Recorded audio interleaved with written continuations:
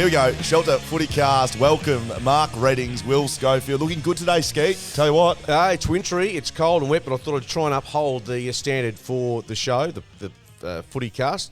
I'm not sure that you've... State of Origin Rugby League last night. In fact, Queensland, my boys, of course, got up and won a classic game. It's fascinating because I'm not even sure you could tell me a suburb of Queensland or Brisbane. Well, I've actually got the multi-scarf, so I can flip this over. If New South Wales had won, I would have chucked the New South Wales scarf on, but I'm a Queenslander today. So you're a Queenslander? Well, I've got family in Queensland. I went to school there for a little bit, lived there when I was younger. So, yeah, I've got family in the Gold Coast. So, very much Queensland. It was great footy. In fact, State of Origin, we'll touch on this a little bit later from an AFL perspective, but yes. In Rugby League, it is ensconced. It is entrenched as a highlight of their season. Okay, very good. Welcome to the Shelter FootyCast, where we run you through each round, preview, review. Today is the preview of round 13.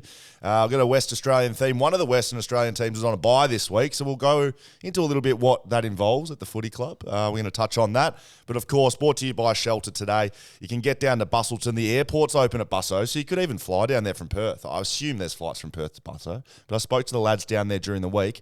So there's a bit more activity happening with some people flying into the airport. Yeah, I know there's a lot of people from Melbourne, for instance, the trip across to WA, starting off their trip here. So, yeah, it's fascinating how it's opening up to the rest of the world.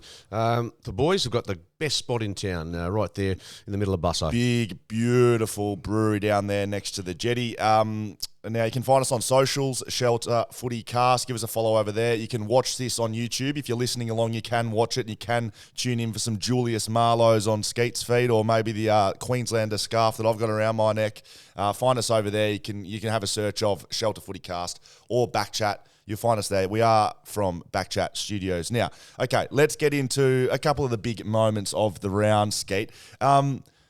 Some naughty boys this week, a couple of naughty boys. Michael Frederick, let's start in Western Australia. He's been suspended by a week by the footy club for consuming alcohol. I'm quoting the Fremantle press release here. On a 6-day break. Is the 6-day break critical in this? Yes, it is. Yep. It's pretty common across AFL land that there's no drinking on 6-day breaks, and that's to do with the recovery involved. It's a shorter turnaround. You need to get your muscles and body recovered, and so they generally it's usually a blanket rule, no drinking on a 6-day break. So, but that doesn't mean it doesn't happen. Like, he's not the first player to drink on a 6-day break. We know that, right? And so if you have done it in the past, did you feel? I mean, it depends how much you have, of course. Did you feel any ill effects that week leading into the game? I mean, yeah, I think if you have a couple of glasses of wine on a 6-day break, that's never an issue. It's more having a crack. He must have got gassed. I think so. Yeah, that happens, young men. I've got no issue with it at all. But I suppose, and thinking logically, and with 30 years of more experience than Michael Frederick has in life, I suppose you'd say, why wouldn't you wait to this week? Yes. As in after the bye. Because they've got a bye. And go for a bit of a hit out. That's how we learn in life, though, isn't it, Skate? Absolutely. By stuffing up. So he's stuffed up. A big statement by Freo, though. Like, I do question if... And you'll probably counter with Andrew Brayshaw wouldn't have done that. But if this was Andrew Brayshaw, let's just hypothetically say, would Freo have given him a week, do you think? I suspect, and look, if they're a club that is going to stand by their morals, so to speak, and their protocols, then he probably should, yes. I mean, but they're having... What if Fife? Just hypothetically? Yeah, I think, look, once you start picking and choosing, and it does happen, I'm not disputing that, it does happen, but I think... If you've got someone who's stepped across the line, Will Schofield, one of the leaders of the club, and gets away with it, then a younger bloke says, hang on, well, I might give it a roll as well. Well, that's what it's for, isn't it? I don't think they'd be, the world hasn't ended because he's had a drink. No. They won't care that much. It's about the culture that you said. It's about, okay, these are the rules, play by the rules. If you don't do that, we're going to suspend you. And that'll be, hopefully that'll flow down across the young guys, because he's a young guy playing well. He's a good player for the Freo Dockers. In contrast, Stephen May, who has got history in this department up at the Gold Coast, had some average moments up there with his off-field behaviour, and this is another example. The concussion protocol shouldn't be drinking. That to me is, that's, again, a bit like Michael Frederick. It's not what you should be doing. But if he's out in what described as a brawl, not a push and shove, a brawl, keeps in a restaurant.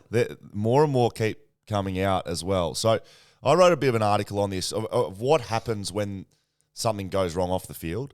So usually there's a phone number that you ring. When there's a stuff up, you ring the club. So the club finds out before the media, before the public. And so in that case, for instance, the West Coast Eagles, I'm guessing it's someone like a Peter Staples. Someone like that, who looks after that side of it. At Fremantle, whether it's Belly himself, there would be someone that, and it's not a matter of covering up. It's a matter of, when things go wrong, like it's very quickly going to escalate into a public matter and the public scrutiny involved. So the people, in my experience, the club is the first to want to help you. Yep. Like that, it's not a matter of rubbing it under the mat. It's getting in touch with the people that are going to be able to help you in the first place. So there would have been a phone call made by Stephen May probably, and then they go into full forensic mode. What happened? Where did it happen? Who saw it? What social media stuff is? Is there anything floating around? So the fact that the restaurant came out like a day later and said they weren't happy with the apology and that more had happened, they were underselling the incident, I was actually surprised, because usually the club will know exactly what's happened and they're not trying to lie to anyone, but they're trying to get ahead of the story. Because in media land, if you're not first, you're last. So someone's always looking for a scoop. So Melbourne would have known exactly what had happened. Well, why didn't they say that Melksham was getting surgery? They didn't say that day before. No, I'm just saying you think the club knows what's happening by and large from the start to the finish. Well, here's a classic example. Go back many years. Eddie Maguire, who went out in defence, I think it was Dane Swan and the Rat Pack. There'd been an incident off field, yes, and he went into bat publicly for them, and then only to be revealed later that the story wasn't quite as he'd been told. So, yeah, that can really embarrass the club, and he was furious over that, going back many years now. But, yeah, you're right. The club, the first to know, in Stephen May's case, really good footballer. But, there's probably not a lot I will say positive about some of the other stuff that has happened off the field. And, it's been documented what he's done, and there's other stuff you think, well, yeah, I don't know. He's a great player, and that will cover a lot of the. That's always an interesting thing, isn't it? Oh, he's a good player. Yeah, and you can't let him go. You can't drop him. You can't trade him. And let's be honest, to win the premiership this year, they don't necessarily have to have him in the side, but he's a very big portion of what they do as a club on game day. I did want to touch on one more issue before we move on to the rest of the round. All-Australian selection. Usually there's media start covering the mid-season All-Australian. There's usually some meetings around the actual selectors. I'm sure that they sit down in the middle part of the year and say, well, this is who's in it. I've seen some teams come out across the media. This was a survey done around 10 of the highest media. Probably Mark Reddings and Will Schofield didn't get an invite, but they named their All-Australian teams, and this is the 11 that were in all of their teams. So we'll call them locks, I guess. Stephen May, your mate. Jack Sinclair from St Kilda. He's had a great year. Tom Stewart from Geelong, which is probably right. Yeah, of course. He's elite. Jeremy Cameron, done. Charlie Curnow, done. Tom Hawkins. So 3 Geelong. You won't, Tom Hawkins, maybe. I don't know who challenges in that key position. You've got Jeremy ahead of Tom surely at the moment. Yes, I do. Absolutely. Lockie Neal. He's had an outstanding. He'd probably be close to leading the Brownlow at the moment again. He's had a very good, probably six-week patch here. This is an interesting one. Bailey Smith was in everyone's team. Does what happens off the field, and even on-field indiscretions. So Stephen May's in there. Does what he's done off the field impact it? And Bailey Smith, does what he's done on the field impact All-Australian selection? I don't think the criteria demands that they have a squeaky clean record in either department. Obviously, if there's something that's serious has happened off the field, the AFL will be giving the selectors a tap on the shoulder just to maybe say, look, if it's a line ball or there's something that we think is a bad look to recognise a player that has done something, whether it's illegal or something that they feel deserves scrutiny, then that may be a factor. You mentioned Bailey Smith. Yeah, interesting. He hasn't played every game by any means. He's he's a gun player. He's been suspended for a couple of weeks now, so he's probably in that big conversation at the moment. But midfielders, there's so much competition for places, and that's why you see guys like Clayton Oliver. Yeah, so these are the last two, right? Clayton Oliver, he's in all. And then the last one, which will push us into the Fremantle part of the review. So Andrew Brayshaw is the last that is confirmed for all of them. Is there any other locks at Fremantle? I think Sean Darcy deserves to be a lock in the squad at the moment, and whether that's on the bench, because you and I have a differing opinion on the best ruckman in the competition. Well, Max Gawn's number one. He's number one. That's a given. I did say that Jared Witts was number one 2 weeks ago, but Max Gawn's number one. Yeah, and I'm not even sure Jared Witts is number two, but that's something we can disagree on. Sean Darcy, I think, has had a better year than Jared, although he's a very important player to the Gold Coast. But I think Sean Darcy is in that squad at the moment. The question is that it for Fremantle? Which is crazy. They're one of, if not the best team in the comp right now. Absolutely. Their backline has to get the most stingiest defence in the competition. So off the back of that, Alex Pearce, Brennan Cox and Luke Ryan have to be discussed as potentials. Now, Tom Stewart, we've mentioned him. He's a lock. Yep. But one of those three from Fremantle at least one has to be in, at this moment, in the side. All right, so you're on the Shelter FootyCast. I think it's time for a tiny break. So that All-Australian selection feeds us into Fremantle v Hawthorn. So, I mean, I think it's a good thing that the Freo Dockers don't have 10 locks for All-Australian. We're going to find out as the season goes on, but it means they're built up of role players, of guys that, do what they're meant to do. Blake Acres has had a great year. James Aish has had a great year. Are they in All-Australian selection conversation? Maybe. I don't know. Maybe. Hands up, when you mentioned Acres and Aish when they came to the club, I was really worried about their level that they could take their game to. Will Brodie would be exactly the same. Yeah, he hadn't done anything at the Gold Coast. And he also would have been thrown up by a selector, maybe Glenn Jakovic, in conversation and selection. You'd hope Jacko would be pushing for the West Australian guys. Yes. And Brodie, look, I think he deserves to be in the discussions, but again, the midfield is just so deep. So Hawthorn play Freo on Saturday, 2:10 at home here at Optus Stadium. They're going to get some players back, I think, Skeet. Now, we've had a bit of a differing opinions on this, but they get Switkowski back, don't they? Correct. He's available after 2 weeks suspension. Taberner? No. Well, he's a test. So I'm saying no. Well, I'm saying yes. Walters? I'm prepared to say he's better than 50-50. My mail was earlier in the week. You went me on this. No, I just said you basically declared five blokes that had hamstrings are coming back in, but I think Walters is the best opportunity of that group to come back. So you're going to say yes or no? I will say yes to Walters. All right, I'll agree with that. Chapman? Definite no.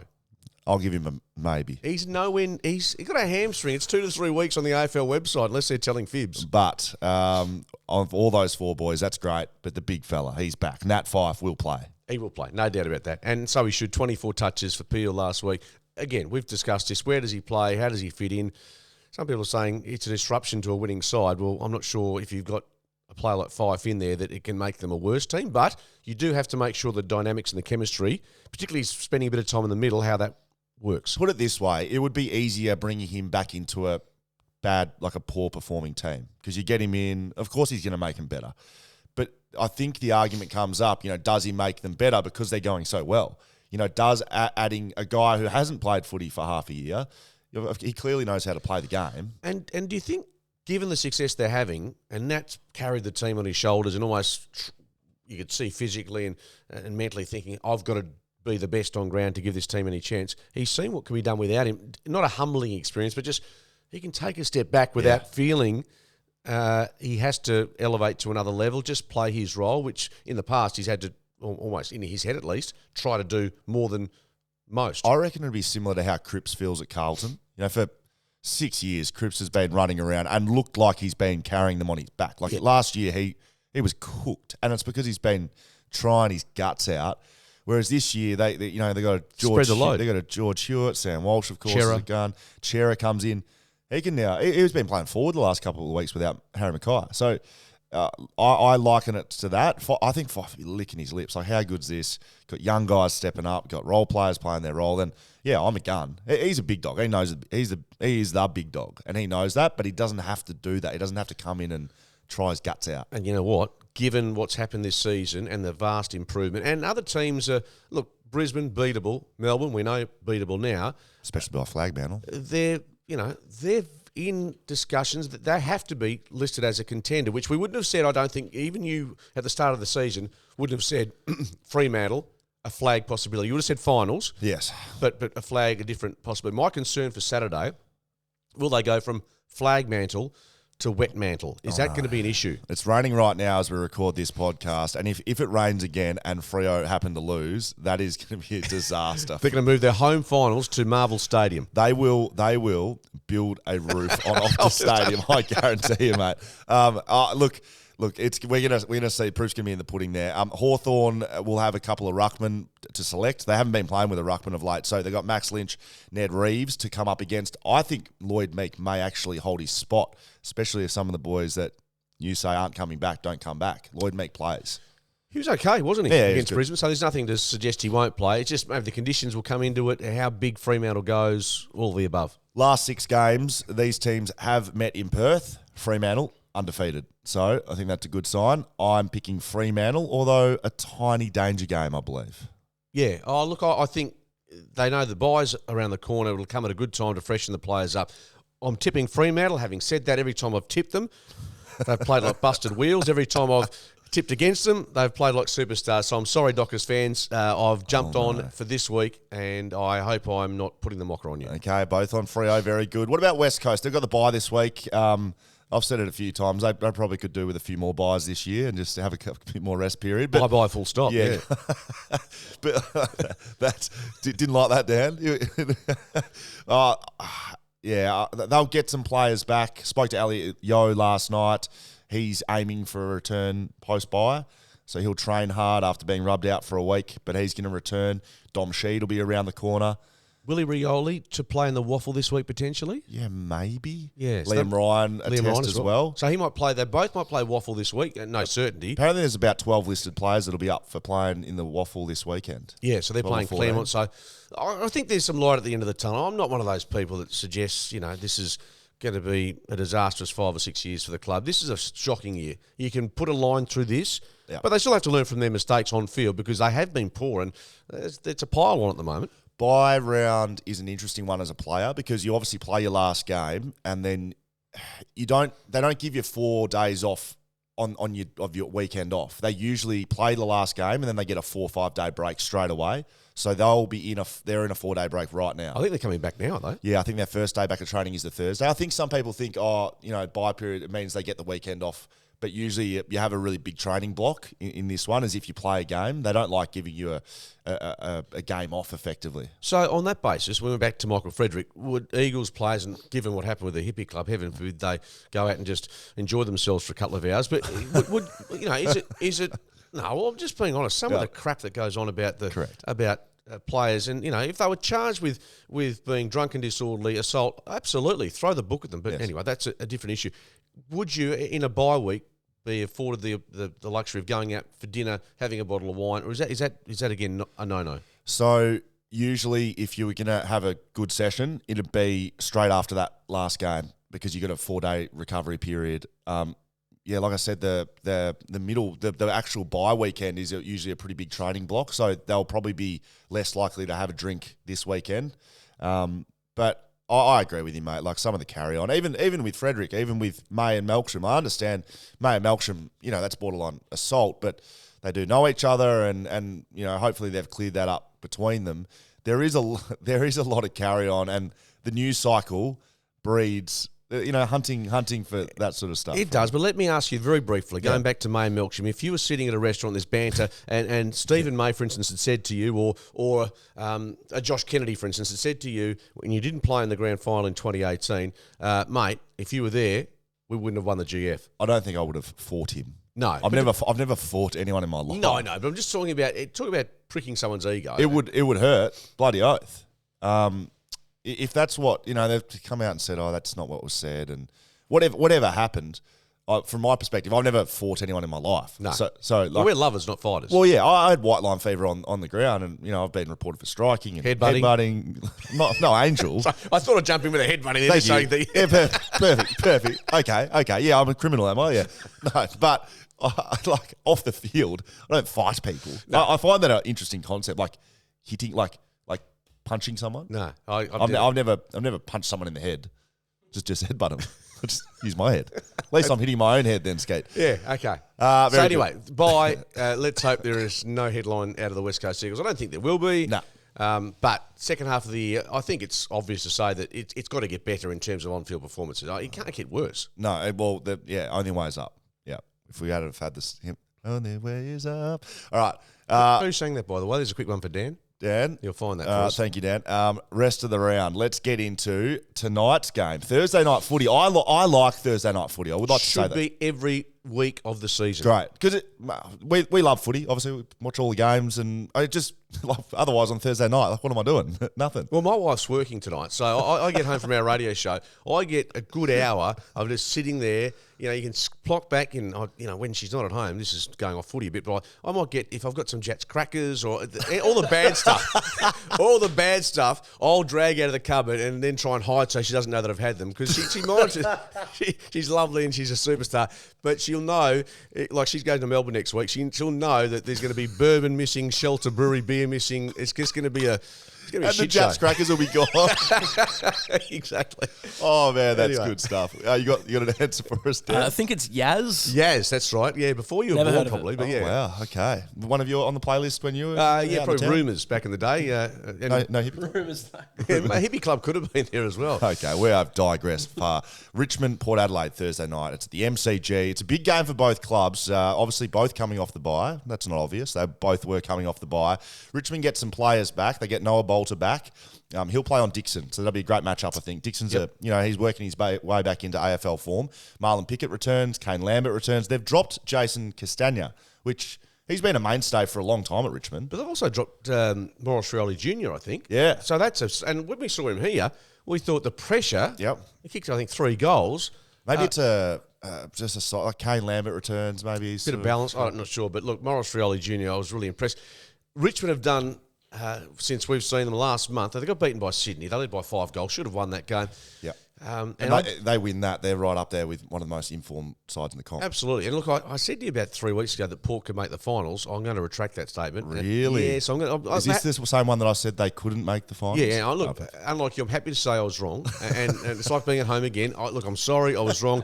Port Adelaide, I don't think will make the finals. And I think Richmond, one of those teams you just don't want to meet. No. In an elimination final. They're that team this year that you're just hoping that the fixture doesn't quite fall your way and 5th v 6th, then you get Richmond at the G. It's like, oh boy. Now, before our selections, I should note that there's a young man who's played his first game for Richmond in the VFL. His name's Mate Kalina, a VFL Wednesday night, a Category B rookie, which is nothing spectacular.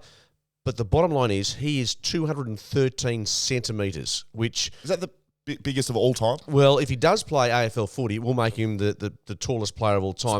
Spider was about 2'11" for Mason Cox, 2'11" for Aaron Sanderland. So just keep your eye out for Mate Kalina. You won't miss him. And but basketball background, no surprise there.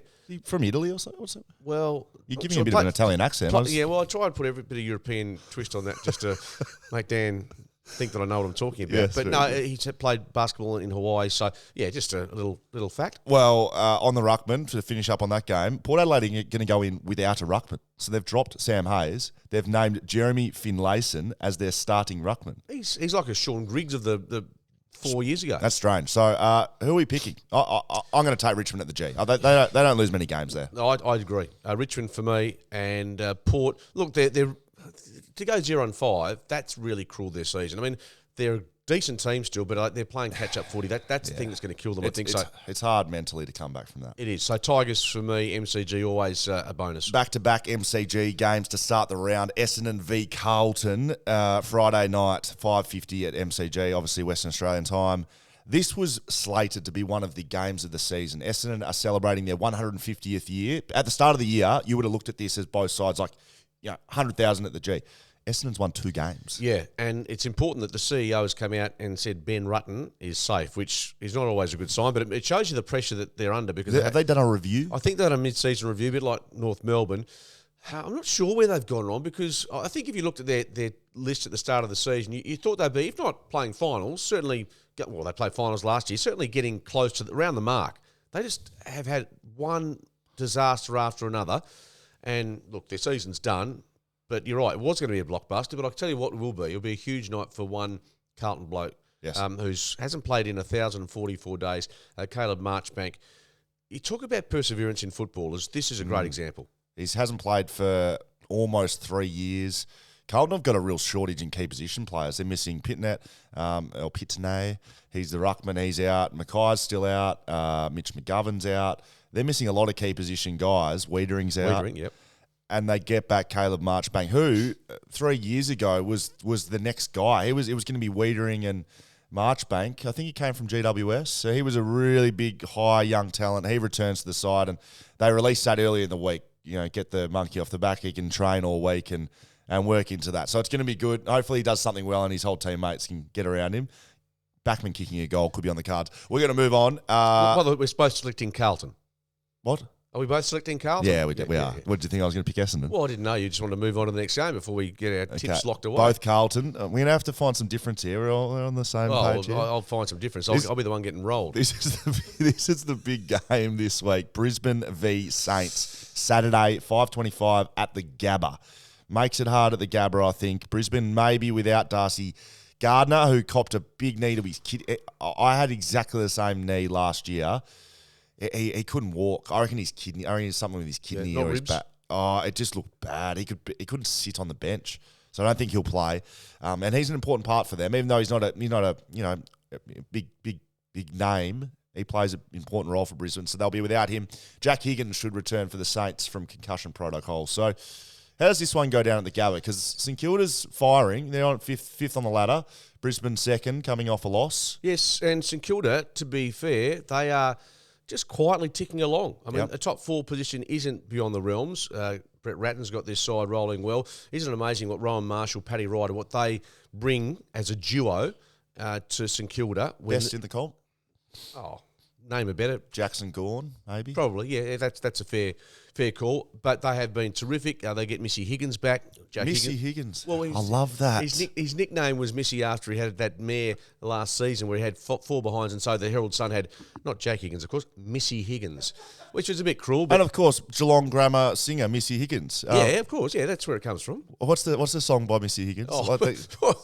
Yeah, that's it. Yeah, okay, very good. Yeah, so anyway, Jack Higgins back, Darcy Gardner.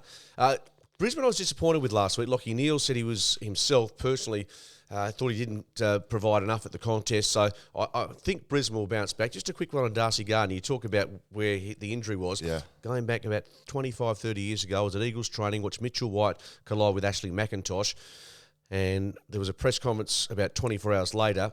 And Mick Malthouse, we asked him the question, is it broken ribs for, I think it was Ashley McIntosh. I actually asked Trevor Nisbet about 12 hours afterwards. He said, no, it's not broken ribs. Asked Mick. No, nothing to do with broken ribs. We found out the following week it was broken ribs. But you talk about clubs fibbing. Well, that was just part and parcel. So that was at training. It was at training. They collided. But clubs do tell fibs. I'm not sure if that still happens in 20. They only tell on the Melbourne stuff. They will lie for players. Like clubs lie for players if they know the whole truth. It's very easy to tell a fib, right? A fib, not the whole truth, if you know the truth. But if you, like you said, Eddie Maguire comes out and says this and that, you may look an idiot if you don't know the truth. See, very very Seinfeld-ish here with George Costanza. It's not a lie if you believe it. You didn't know what you're doing there, but it was very George Costanza-ish. I saw Castagna out for Richmond. I thought it was George Costanza. Okay, so who are we picking there? Brisbane, St Kilda. At the Gabba, I think it's difficult to win there. Absolutely. And particularly, it's a night game. That might just help sometimes those winter days in Brisbane, and they're a bit hot, even tougher, but gives Saints a bit more of a chance. They're playing good footy. I wouldn't discount them, but I would have thought Brisbane a bit stung by last week. So the Lions. I'd love to pick St Kilda. Go on, do it. No, you tried to do that to me last week, and you sold me into Sydney beating Richmond. Beating Melbourne. That's right. Tick, thank you. Yeah, exactly. I'm going to go Brisbane. Okay. We're going to say the same. And I reckon we're going to have tips the same the whole time through, because North v GWS, Sunday, 1:20, Marvel. Is this at all a possible game that GWS lose? I mean, they're not going that well. They've got a new coach. They're playing their good players in their good positions. Like Josh Kelly was averaging 14 CBAs a game under Leon Cameron. He's now averaging 26 a game under Mark McVeigh. For me, I reckon coaches try to get a bit cute with stuff like that. And I think getting your best players on the ball, they've been playing Cornelio on ball a lot more, Callan Ward potentially comes back in and, adds to that mix. I think you got to play your good players in the best positions, right? There's no use leaving a Josh Kelly out in a wing. No. And look, the talent is there. This is the classic reverse blockbuster, isn't it? For this split round, it's just it's hard to get too much excitement involved. North Melbourne. It's because of North Melbourne, mate. They're going just as bad as West Coast. Yeah. So when North and West Coast are playing at the moment, the interest factor, sadly, for both clubs and both sets of supporters, and in fact footy fans, because you don't want to go to a game and almost know the result, which is what's happening at the moment with North and the Eagles. This is the only weakness of having a game on the Thursday. This is the only Sunday game. It's stinker, isn't it? Yeah, and like, what you're not going to be able to have your Jats crackers and a couple of shelters while you watch this one, are you? No. It's like being hitting the Jats crackers watching this game, I tell you. But we're both going for the Giants, I think. Well, we have to, but I'm not really looking forward to watching it, to be honest. Well, maybe you can help around the house for once. Oh, excuse me. I hope. Do you reckon both our wives listen to this? I hope not. Yeah. My wife wouldn't know she doesn't know where I am. She thinks I'm still in bed. I bet you she's up on the cupboard pulling the Jats crackers out as we speak. Collingwood v Melbourne on Monday. We're going to preview that for our Monday review next week. But that'll be a big game. That's on Monday. It's Queen's birthday. Big day, big occasion. Big occasion. We'll be watching for Max Gawn to bounce the footy. He hasn't bounced one. Yes, I heard that. Hasn't bounced one in his career. We'll be keeping an eye out. I bet to you, see if that's that interesting because Max is a sort of bloke. If the game is won last quarter, you just know he's going to think, oh, hello, I've got the footy. I'll just, after 2 steps, take a bounce. I reckon he would have seen the media. Giving it to the crowd, the MCC members. Exactly. Little Queen's If way. they're in front, he'll definitely do it. Game of the weekend this weekend. It's not North Melbourne GWS. I'll give you the hot clue.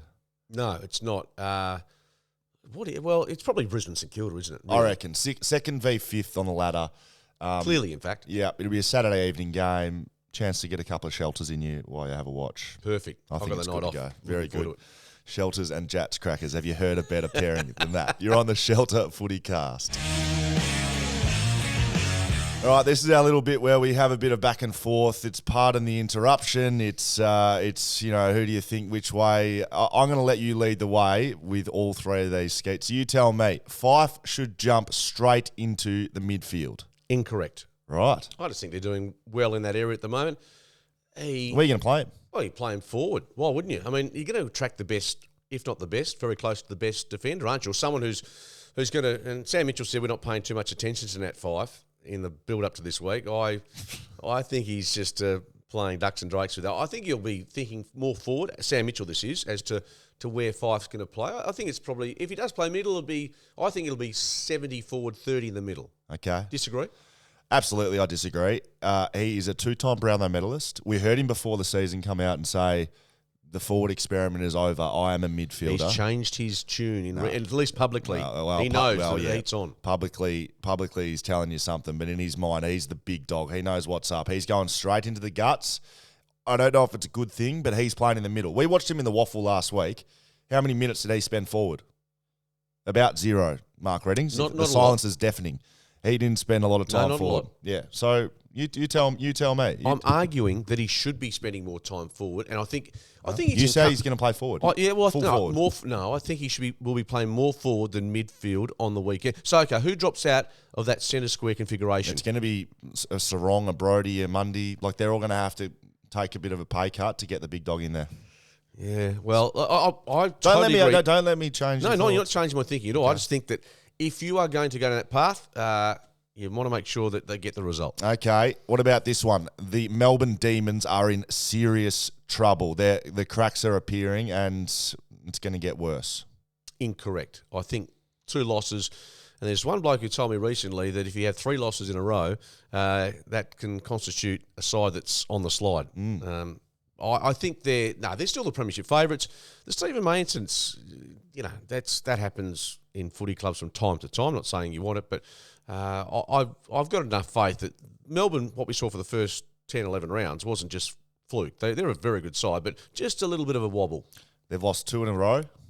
They've got blokes punching on outside of, might add, Entrecôte in Greville Street in Paran. Goes okay. Very not like it's not a hipster bar restaurant. But Paran is very classy. It's like a French restaurant. So these blokes are punching on in a French restaurant. Like, how do you reckon they're going? They're not going well. The cracks are appearing. Au revoir. And that thanks for coming. I'm worried about Melbourne. They lose to Collingwood at the MCG. Collingwood are going very well at the moment. They lose. That makes it 3 losses in a row. And I think Melbourne are in some serious strife. And given your flag mantle sort of position on the bus, it wouldn't hurt your cause as a Fremantle sympathiser for them to drop another one. Correct. So you think Demons are all good, though? No, I don't think that. You said, are they in trouble? Yes. No, I don't think they're in trouble. Okay.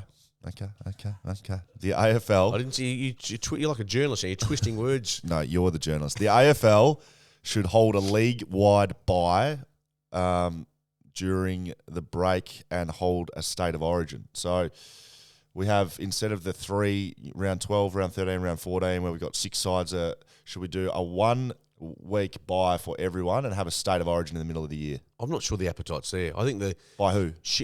Fans. I think the ship has sailed. Right. And go back to 1977, and it was WA through Leon Larkin that instigated the state of origin with Victoria. First match ever here at Subiaco Oval. We thrashed the Vics. Great history through the 80s, and it sort of obviously waned once West Coast came into the competition.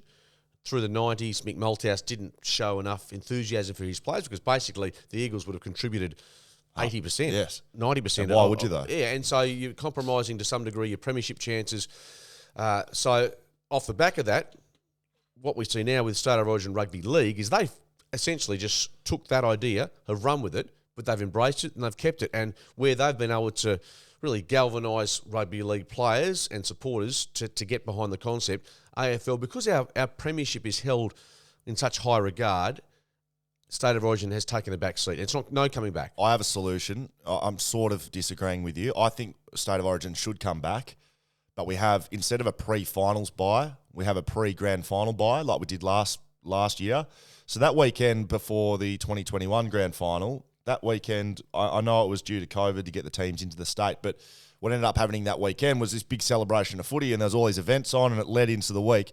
If you did that, you leave the 2 teams that play in the grand final. So 44 players ineligible, of course, for the Origin. Yeah. So the NFL do it. They've got an all-star weekend the weekend before the Super Bowl. I think we could do that here and have a big extravaganza. Like, you may not have the players playing like they do in the State of Origin in the NRL, but I think players would want to play. You'd have to cough up a bit of coin. It'd be like the NBA All-Stars, let's be honest. But they do that mid-season. Yeah, but by the same token, you get knocked out in the first week of the finals and you think, thank goodness I've got 4 or 5 weeks. It'd be like playing in the Barley Sevens, I reckon. Just head down there and keep chopping up on the shelters at quarter time. All right, that's it. I disagree with Skeet on all of those, of course but that's how we go. We got some fan questions coming in, Skeet. We're going to go to the next one, I reckon, just in terms of keeping this nice and tight. This is from Julian from Busso. Jokers at North is the subject. So, hi boys, loving the new pod. A lot of info packed into the day's commute. So glad you're enjoying it, Jules. Are top 5 picks for the last umpteenth years not enough for those blokes? So that's about North's attempt to grabbing a compo pick. I don't think it's the lack of draft resources that had landed North in hot water. Compensation picks are a joke at the best of time, but why on earth should an AFL hand North an extra pick to the people that have mismanaged the club to where they are now? Yeah, fair question, because the argument is, in recent times, and just one example, is that they had the chance to pick up Logan McDonald, very fine young forward from the Perth Footy Club, early in the draft. They skipped him, went to Will Phillips, a midfielder. Now, I think we both agree on this. This is not anything that we won't have the same opinion on, is that a big forward or a key forward, they don't come around, good key forwards don't come around all that often. And he was dominating in the waffle as a 17-year-old in the seniors. Yes. And Will Phillips, and this is no knock on him, but midfielders, a dime a dozen really come draft time. And obviously you'd like to get a really good one. You'd love a Chris Judd. But he wasn't ever going to be a Chris Judd, I don't think, from what we understand. He wasn't like a Luke Hodge or a Luke Ball going back to... Sydney would have seen North pass on Logan McDonald and just thought, happy days. Buddy Franklin's moving on in a couple of years. Let's just get this young star. So going back to the priority pick, yeah, that I do understand the argument on that. But I'm also of the feeling that you don't want to see North Melbourne as abysmal as they are at the moment, and for the next 3 or 4 years. They want teams competitive. That's the bottom line, the AFL. How do you help them? Financially, they're not as bad as what some other clubs are, believe it or not. They're actually in a reasonable position debt-wise. Right. But, yeah, I think their list, I can't see any major quick spike there. they're senior players. There's no Ben Cunnington's been out with cancer, right? So like that's just absolutely. Jack Siebel, but an old warrior, but a great player. But he's 5 years from now. Aaron Hall's quite a senior player. He's been injured. Name their best 3 players. Goldstein. I mean Jason Horne-Francis. Maybe. Jason Horne-Francis. We think that Cameron Zurhaar's going to be a player. Nick Larkey's going to be a player. Someone asked me the other day, name 10 players from North Melbourne, and it took me about 10 minutes to do. 10 players. Just 10 players. So that signifies their list isn't in a great spot. And I kind of agree with Jules. How many compensation picks can you get? You're going to make the right decisions at the draft. They had 2 top draft picks and they don't pick Logan McDonald. Well, it serves you right. Yeah. You're where you deserve to be North at the moment. Andy in Jundana. G'day, Andy. Quick one from me. Thoughts on Logue move up forward? So Griffin Logue, does he stay there this week with Fife and potentially Taberner coming back in? You think Taberner's not playing? Well, if he doesn't play, Logue can 100% keep his spot. No drama. What if Taberner does come back with Fife? Does Griffin Logue stay there? Well, that's the issue. With Lob? That's the issue. Then your argument about Fife going more midfield. I mean, they've got to juggle, and it's a pleasant problem to have. But yeah, Logue, he looks pretty comfortable in the forward line. I like his marking power. Was he a forward when he was drafted? I don't think he was. I mean, only from memory, I've always thought of him as that half-back defender, which how many transferred from that role to a forward with great success in all sincerity? They haven't. Glenn Jakovic never did that. Chris Tarrant? Tarrant did it. Or did he go forward to... No, he went forward to back. Forward to back, yeah. He was dominating as a backman. I think that's easier transition to make rather than back to forward. Yes. Playing forward in any league, but the AFL, it's bloody hard. I was tried as a forward for a little while. Too hard. Why? Well, as a backman, you've got to beat your man, right? And halving a contest is a win. Yeah. As a forward, you've got to beat your man who's trying to beat you. Win the footy and kick the goal. Like, you have to not only beat your man, but also, and you've just got more against you. Whereas a backman, you just got the game coming at you and you can just attack it. And you've got one thing in mind. As Griffin Logue said to us on radio after the game, you get a couple of polite claps when you spoil the ball over the boundary, kick a goal, and you're the hero. Correct. All right, that's it. Very good.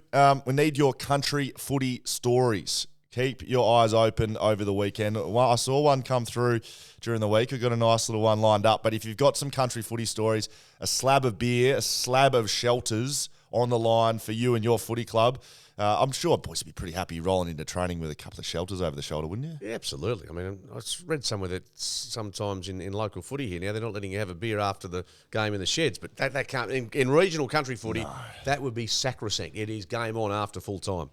Follow us on socials, Shelter FootyCast. Give us a look on YouTube. You can find us on the BackChat channel, Shelter FootyCast. Links in bio across the Shelter FootyCast as well as the BackChat cast. I'll leave you with this. Get your slab of shelters. Get our country footy stories in. Maybe pair them with some Jats crackers on the weekend. Mark Redding, Will Schofield, all done and dusted. See you next week.